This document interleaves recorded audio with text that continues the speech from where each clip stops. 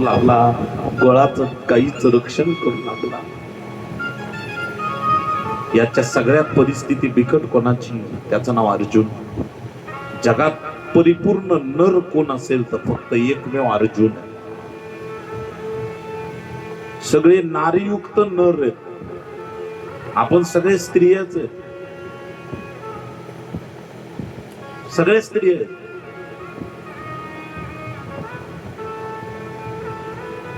फक्त काही दाढी मिशा असणारे स्त्री आहेत.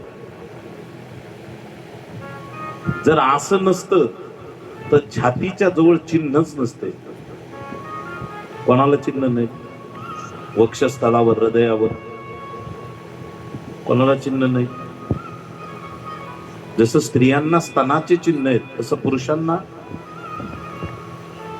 आहेच ना चिन्ह. फक्त एकमेव अर्जुन असा होता ज्याला हे चिन्हच नव्हते.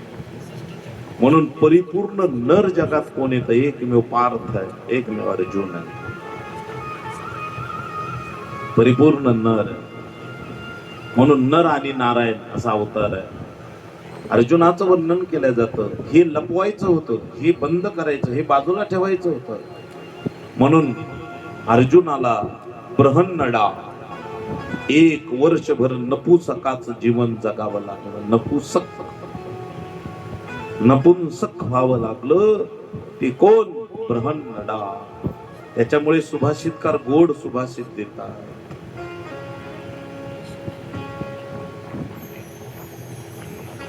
जाने द्रौपदी जिंकली भुजबळे, मच्छासी मेधिले, युद्धी शिवशंकर तोषविला, त्रैलोक्य ही जिंकिले. तो पांडुसूत कामिनी रूप धरी राया विराटा घरी, तस्मा दैव बलवान जगती लल्लाट रे शाखरी. गोपाल कृष्ण भगवान की जय. कोणती रेषा खरी? कपाळावर लिहिलेली लल्लाट रेषा खरी. सत्य तेच आहे, खरं तेच आहे. कपाळावर जे लिहिलं ते जगात कोणाला विसरता येत नाही. लल्लाटीचे लिहिले ते काही केल्या नपुसे.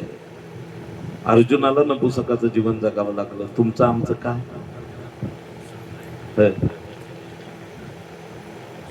एखादा संशय घेईल, सगळ्या स्त्रिया कशा, सगळे पुरुष स्त्री कसे? जाओ तुम्ही वृंदावनात, सब राधे राधे ही कहते हैं.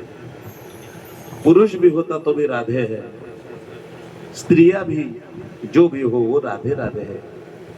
वृंदावनात गेल्यानंतर एकच भाव आहे, सगळ्या राधा राणीच्या सख्या आहेत आणि एकच परिपूर्ण नर आहे, तो म्हणजे भगवान श्रीकृष्ण. म्हणून ह्या सगळ्या स्त्रियांच्या स्वरूपात आहे. हा तिथला भाव आहे. तिथलं सोडा, चला आपल्या वारीमध्ये. वारीमध्ये गेल्यानंतर एकमेकाला हाक मारावं लागतं. कसं? माऊली माऊली माऊली माऊली. माऊली हे पद स्त्रीलिंगी का पुरुषलिंगी?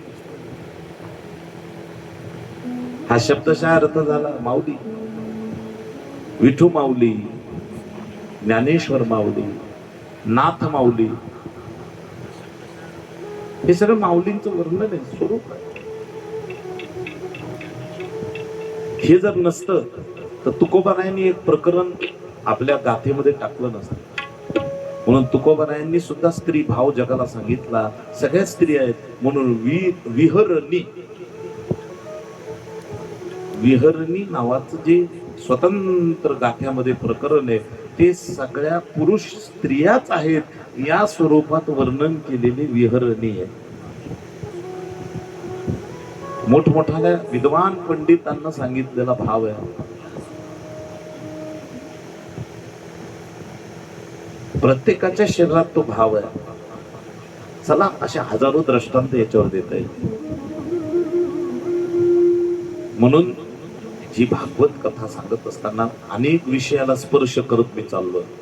आपल्याला त्याची माहिती व्हावी, त्या गोष्टी कळाव्यात आणि आपल्याला पौराणिक कथेसोबत उद्बोधक अशी माहितीही मिळावी म्हणून सांगतोय.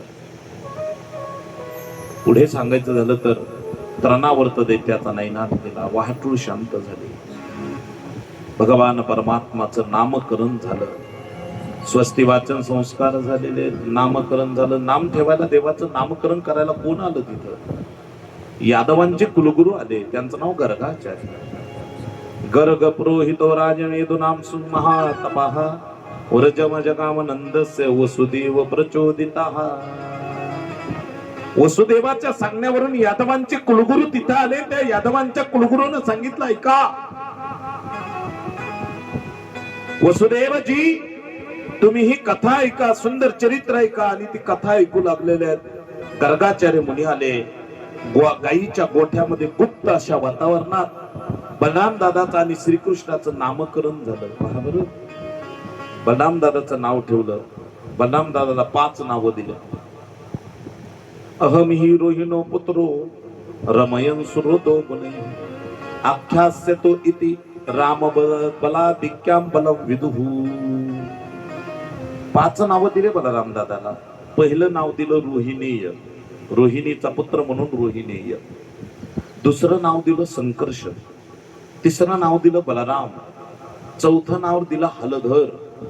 आणि 5वं नाव आपल्या करता बळीराम. असे 5 नाव त्या बलराम दादाला आहेत. असे देवाचे बलराम दादाचं नाव ठेवलं. आणि श्रीकृष्णाकडे पाहिलं. गर्गाचार्याला नावच सुचायला. बहुनी संती नामानी रूपानी च सुतस्य ते गुणकर्मानी रूपानी तान्यहं वेदनो जनः.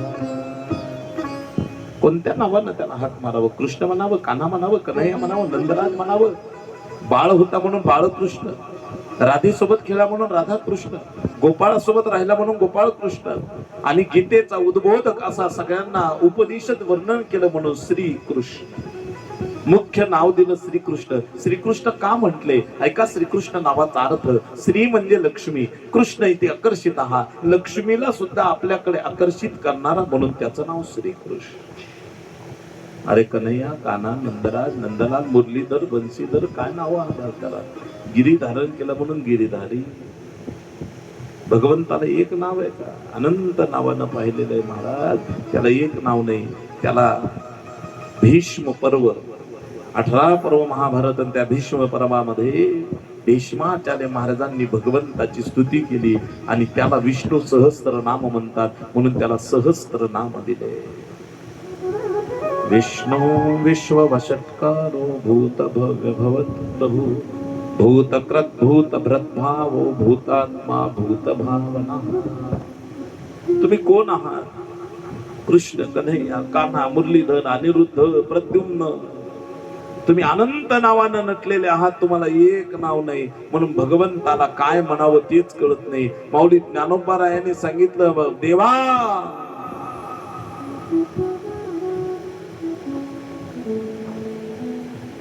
तुझ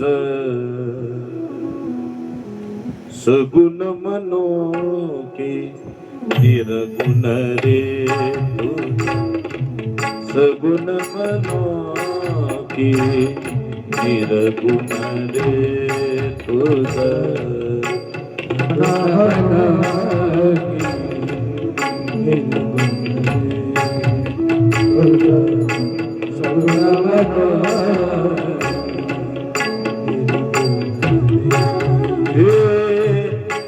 अनुमाने ना हरि अनुमाने ना सभय अभ्यंतरी अवधा गोविंदु रे. सभय अभ्यंतरी अवधा गोविंदु रे तुझ. सगुण निर्गुण रे तुझ. सगुण मनोकी निर्गुण रे तुझ. सगुण मनोकी निर्गुण रे.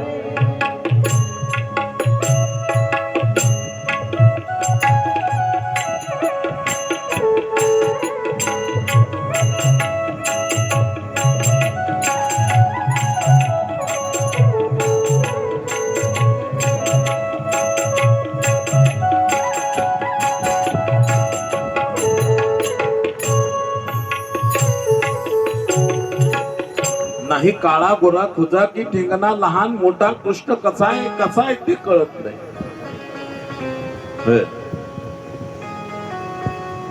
देव आपल्या भावासारखा आहे का देव देवासारखा आहे?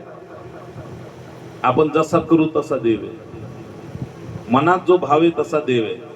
आपण त्याला महादेव म्हणतो म्हणून तो महादेव आहे. आपण त्याला देवीच्या रूपात पाहतो, तिची पूजा करतो म्हणून तो देवीच्या रूपात आहे. आपण त्याला कापडाचाच कधी देवाला श्रंगार करतो, त्याला कापडाचाच देव बनवतो म्हणून तो कापडाचा आहे.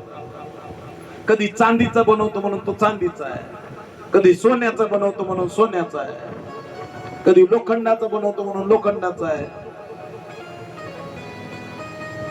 हरतळतीचा सण आला की त्या देवाला, महादेवाला वाळूचा बनावं लागतं ना. इकडे कसं आहे, वाळूचाच आहे, मातीचाच वाळूचा. का सोन्या चांदीचं चालत नाही का? तो भाव आहे आपला म्हणून त्याची पूजा आहे.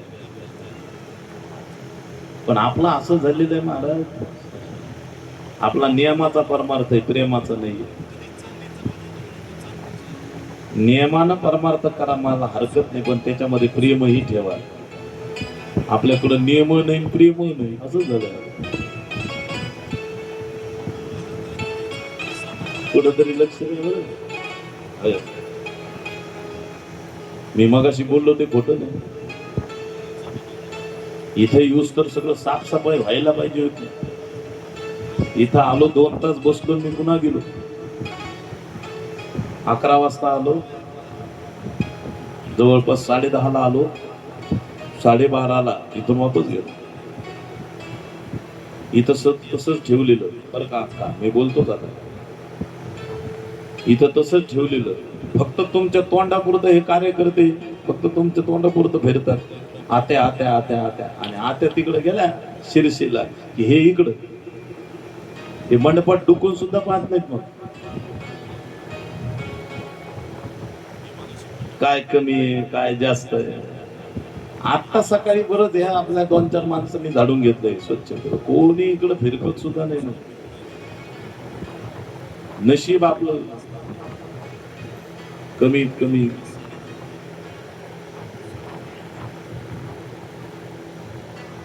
आम्हाला ते कळालं, त्याच्यामुळं त्या गोष्टी झाल्या. त्याचा मी मगाशी ते सांगितलं ते. पण हे एकाच दिवशीचं नाही ना, हे रोजच आहे ना. हे आज झालं, आज एक कारण झालं तुमचं, 4 दिवस झाले त्याचे. बरं मी नवीन आज आलो असतो तर गोष्ट वेगळी होती. 4 दिवस झाले. मग तुम्ही किती पांघरून घालायचा प्रयत्न केला, मला सगळं माहिती आहे. वरून ओढलं की खालून मोकळे, खालून ओढलं की वरून मोकळे.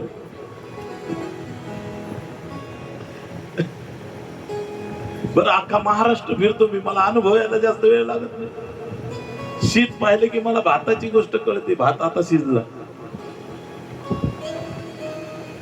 गोपाळ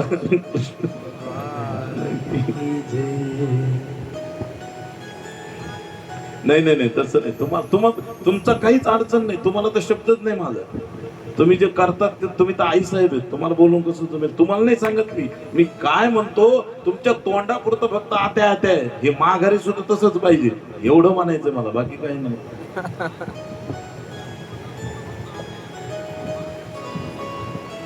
तुमच्या लक्षात आलं की नाही मला माहित नाही आता.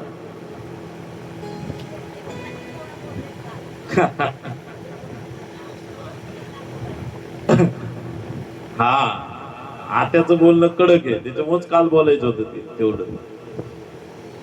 काही म्हणतील ना, कुठून आली आत्या, 60 वर्षानंतर काय, अशी म्हणत नाही कोणी. त्यांना माहिती आहे ना, त्या आत्याची नाळ जोडलेली ह्या आपल्या चिंचोली नगरी सोबत. कोण रिकामा येऊ आपला वेळ द्यायला. 75 वर्षाच्या वयात एवढं आपलं शरीर झिजवायला राहिलेलं ते चंदनासारखं झिजावं, कारण याच्यातच समाधान आहे, आनंद आहे. बाकी जाऊ द्या काही गोष्टी व्हायचं त्या त्यांच्याकडे पाहून प्रेरणा मिळते. काल महाराजांनी सांगितलं ना, योगीराज महाराजांनी सांगितलं काल, आत्यांकडे पाहून प्रेरणा. त्यांना नुसता फोनवर आवाज ऐकला आणि त्यांची तळमळ ऐकली म्हणून मी तारीख घेतली, मी आलो मध्ये. आमचंही तसंच झालं. आम्ही फार मोठे नाहीत, सामान्य आहेत, पण त्यांची जोपर्यंत फोन आला फक्त फोनवरच आमचं बोलणं झालं इथपर्यंत येऊस्तपर्यंत पहिल्यांदा इथं आल्यावर आत्यांना पाहिजे. ही सगळ्यात महत्वाचा मुद्दा आहे, लक्षात ठेवा. म्हणून आपली काहीतरी जबाबदारी आपण सांभाळली पाहिजे, स्वीकार केली पाहिजे, ते लक्ष दिलं पाहिजे. वेळेला प्राधान्य द्या, बाकी मला काहीच म्हणायचं नाही. आता आज आपली कथा संपणार आहे. किती वाजता सुरू झाली? 1 वाजता सुरू झाली. उशीर झाल्यावर कुणी आरडायचं नाही.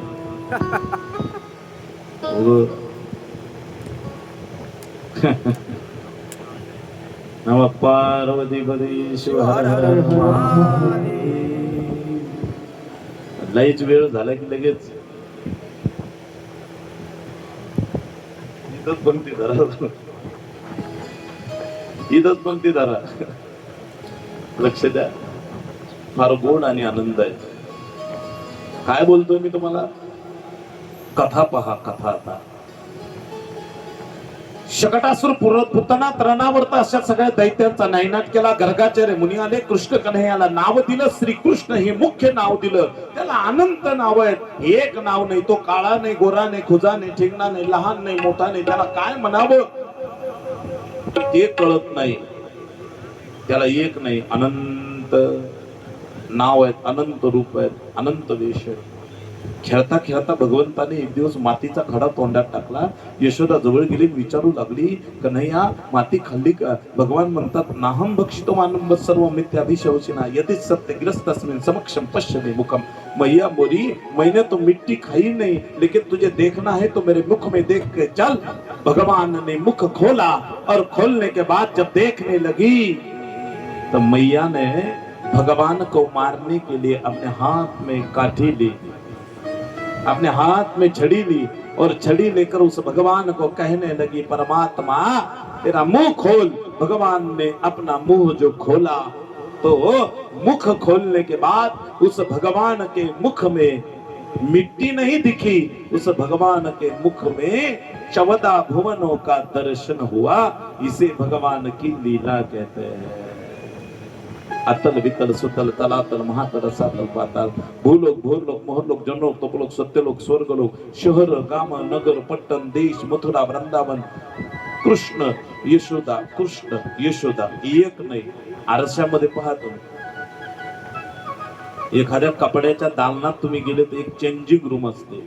काही चेंजिंग रूम मध्ये असे चारही बाजून आरसे असतात. आपलाच आरशात आपला चेहरा दिसतो, किती आपण असतो हेच कळत नाही. कधी गेल्यानंतर पहा, अशा गोष्टी असतात. काही आरशाचा खेळ खेळणारे असतात, तसं कोणत्या दिशेनं जावं तेच कळत नाही. तसं आरशासारखं असतं. तसं हे किती रूपांतर आहेत, किती ब्रह्मांड आहेत, त्याचा पत्ता लागत नाही. म्हणून एका शब्दात सांगितलं, अनंते ब्रह्मांडे उदरी. अनंते ब्रह्मांडे उदरी. अनंत ब्रह्मांडे उदरी. ओ अनंत ब्रह्मांडे उदरी. ये हरि हा बालक नंदाघर. हरि हा बालक नंदा घरी.